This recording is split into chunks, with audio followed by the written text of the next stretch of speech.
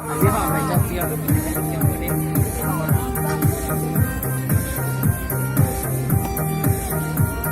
Thấy cái này thôi, không đủ ánh sáng. Giờ sáng chỉ trong rồi.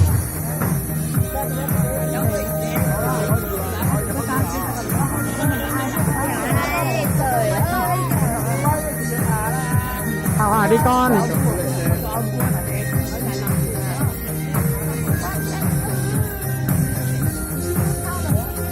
Đây mới ăn sáng thực của nó là như này. Là bây giờ mới cắt con đâu. Được. Biết làm rồi.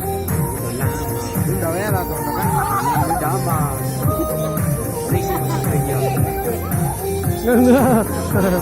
Con chị đâu, con chị đâu. Hai đứa trên cùng là diễn viên mới hay sao ấy? Mới bà. Đúng không, diễn viên mới đúng không? Anh thấy rồi, diễn viên mới lắm. Tận bên kia nữa. Bà. Phải ô trong này mà.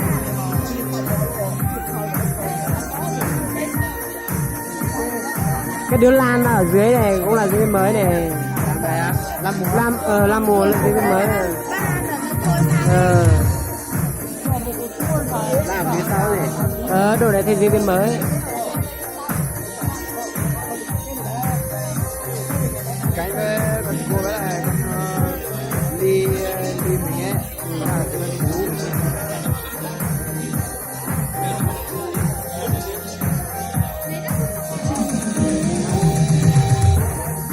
Hai đứa chị cả trong này mới là diễn viên cũ thôi.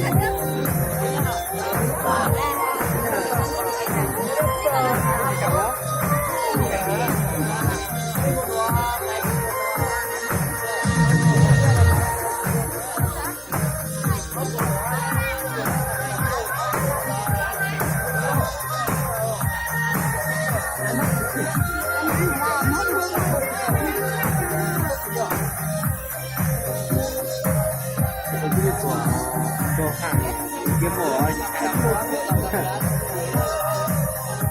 Tôi đã bị lôi này là thằng con trố rồi đó. Bây giờ lấy mình đây giờ cơ. Tôi đã bị lôi được con trố rồi. Này tụi này nó cặp một kiếm mổ rất sợ đây chứ. Đội này diễn viên nữ còn nhiều hơn đội mình sao nhỉ?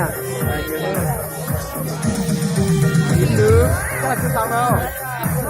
Thế đội mình thua đội này rồi đấy. Bây giờ đội mình thua đội này rồi.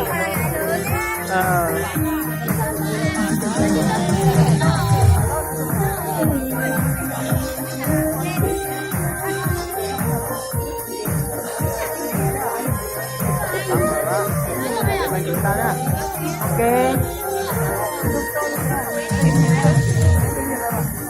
Nhưng mà Messenger không gửi được rồi hết đâu. Nó chỉ